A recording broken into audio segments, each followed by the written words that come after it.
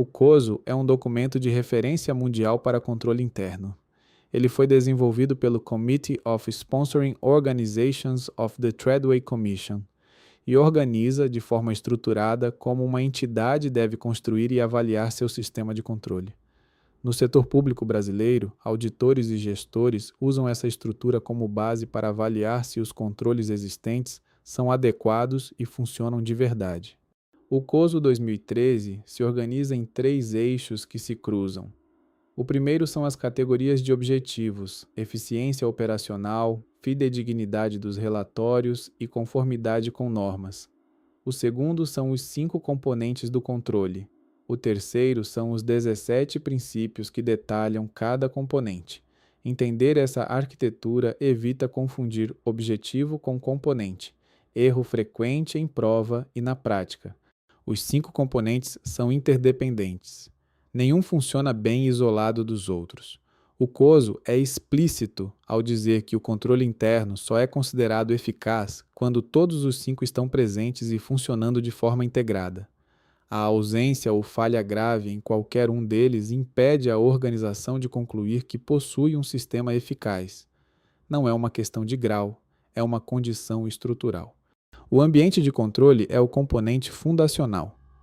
O COSO 2013 o define como o conjunto de normas, processos e estruturas que fornece a base para a condução do controle interno por toda a organização.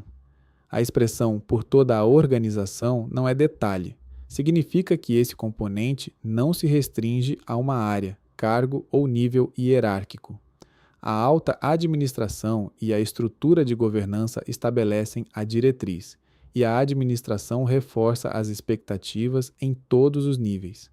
Na prática, o ambiente de controle se manifesta em decisões concretas, como a organização seleciona e desenvolve seus gestores, como define responsabilidades, como trata desvios éticos. Uma entidade que tolera irregularidades no topo enfraquece todos os demais componentes, porque eles dependem desse alicerce para funcionar. Sem ambiente de controle sólido, atividades de controle e monitoramento viram procedimentos formais sem efeito real. A avaliação de riscos exige que a organização identifique os riscos à realização de seus objetivos por toda a entidade. O princípio 7 usa exatamente essa expressão. Isso significa que nenhuma área pode ser excluída da análise. Além disso, o COSO afirma que toda entidade enfrenta riscos de origem interna e externa, e o princípio 9 exige que a organização identifique e avalie mudanças no ambiente externo que possam afetar o sistema de controle. Restringir essa avaliação a um único setor ou proibir a análise externa contradiz diretamente o documento. As atividades de controle são ações que ajudam a garantir o cumprimento das diretrizes determinadas pela administração para mitigar riscos. O propósito é fazer a diretriz valer, não suspendê-la. Elas são desempenhadas em todos os níveis da entidade, em vários estágios dos processos e no ambiente tecnológico. A segregação de funções costuma estar embutida nelas. Pressão financeira ou operacional não é hipótese de dispensa. É justamente sob pressão que o controle precisa segurar a decisão dentro dos parâmetros.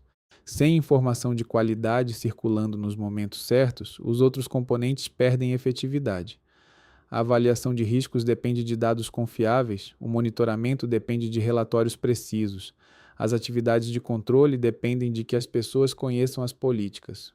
O componente informação e comunicação garante esse fluxo, tanto internamente entre áreas e níveis hierárquicos, quanto externamente com partes interessadas fora da organização. O monitoramento é o quinto componente e não é opcional. O COSO determina que a organização selecione, desenvolva e realize avaliações contínuas e independentes para verificar a presença e o funcionamento dos demais componentes. As avaliações contínuas ficam embutidas nos processos do dia a dia. As independentes ocorrem periodicamente, com escopo e frequência variáveis. Um auditor externo pode executar uma avaliação independente, mas não assume o componente no lugar da organização. A responsabilidade permanece interna. O COSO define com precisão o que impede uma organização de concluir que tem controle interno eficaz. A existência de deficiência maior quanto à presença ou funcionamento de um componente ou princípio relevante, ou quanto à operação conjunta e integrada dos componentes. Isso significa que ter 4 componentes funcionando bem não basta se o quinto está comprometido. A integração é condição, não bônus. O padrão mais frequente de distorção nesse tema é pegar o nome correto de um componente e trocar o conteúdo por uma restrição que o COSO não prevê. Monitoramento não é facultativo. Avaliação de riscos não se limita a uma secretaria, nem exclui o ambiente externo. Atividades de controle não servem para ignorar diretrizes gerenciais. Quem memoriza os nomes sem entender o conteúdo cai nessas armadilhas. Quem conhece a definição real identifica a inversão imediatamente. O ambiente de controle é o componente mais cobrado em definição direta. A definição do COSO 2013 é precisa, conjunto de normas, processos e estruturas que fornece a base para a condução do controle interno por toda a organização. O trecho por toda a organização é o que derruba qualquer alternativa que restrinja esse componente a uma área, secretaria ou grupo de gestores. Guardar essa expressão resolve uma categoria inteira de distratores. Na auditoria governamental, o COSO serve como mapa de trabalho. O auditor não pergunta apenas se existe um manual de controle interno, pergunta se os 5 componentes estão presentes, se funcionam e se operam de forma integrada.